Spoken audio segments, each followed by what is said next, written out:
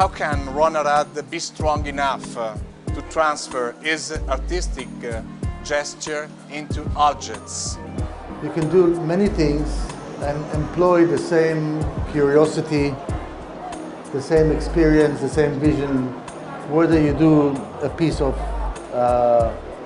completely non-functional art, or whether you put your attention on something as small as a wine glass.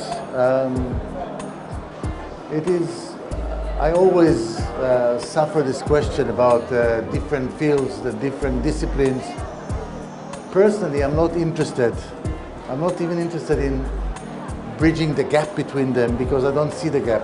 Nude collection has unusual shapes, but it is as if that have always existed. So, why, in your opinion? I mean, in the case of the red or white, it is simply putting together almost a traditional glass for red wine and a glass for white wine together, but when the white is serving, the red is the base, and the other way around. It's about observing. I am not an expert on wine, but I always noticed when I go to formal dinners, there's too many glasses in front of me. So this is the red, and I'm doing it to save space. It's not that I'm very practical, but I quite like the idea. And a decision that is sort of quasi-practical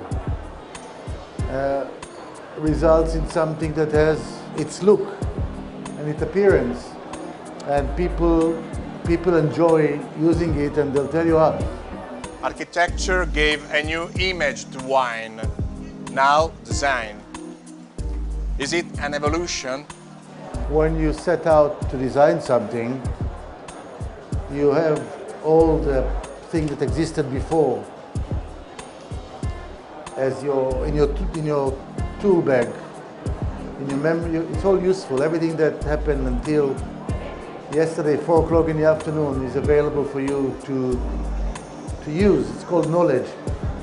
And of course, you don't want to repeat. You don't want to do the same again. So for me to do something, I have to have something that's sufficiently new to be interested in it.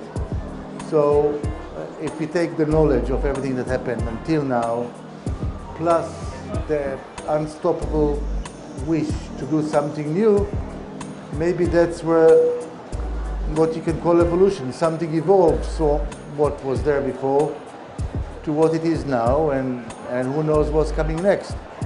I can tell you that having worked on this and having met the people in the factory, the artisans, having watched them using their big experience, it gives you lots of ideas of what else you can do. Maybe that's evolution. Hand and body dialogue with nude. It is a very physical, anthropomorphic, ethereal collection. What about this relationship between lightness and physicity? It depends what you want to do. I mean, sometimes lightness is the objective, and sometimes it's the opposite. Sometimes the heaviness is the objective. I think every object, every project has a different set of objectives of what it wants to achieve, and that's how you can assess it. I have some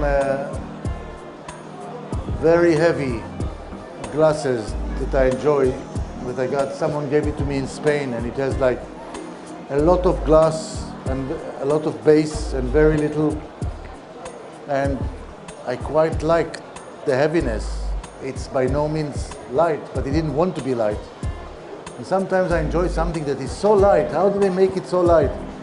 So I'm sorry, there's no rules and there's no answer to your question number 4.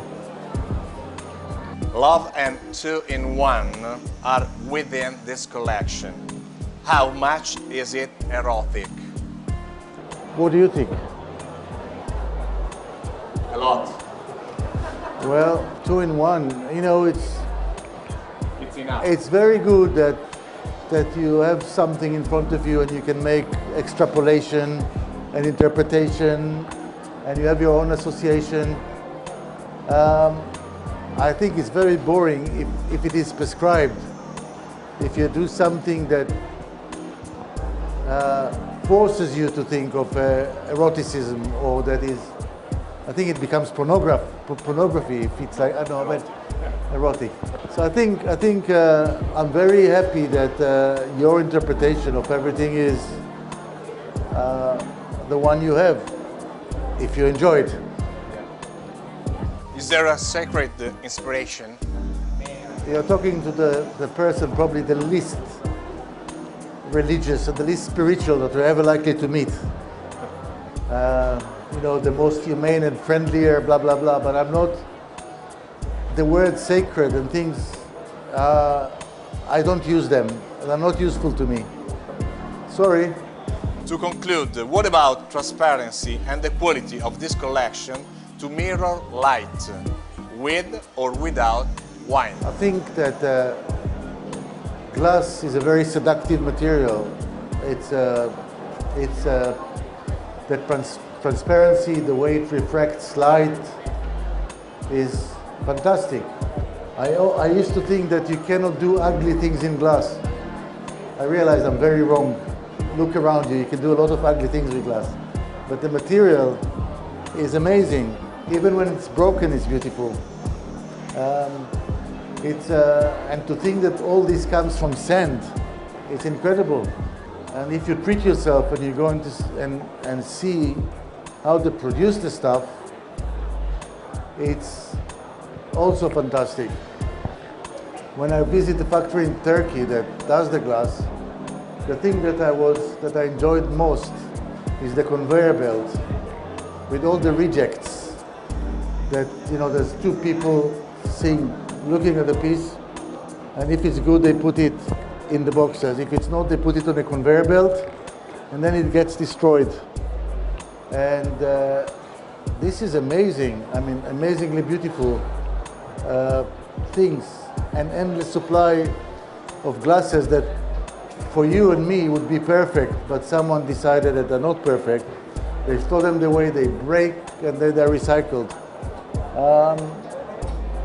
So the glass has a lot of beauty, whether it's man-made, whether it's by accident, whether I make it. Grazie Ron Arad. Thank you, Ron Arad. Thank you.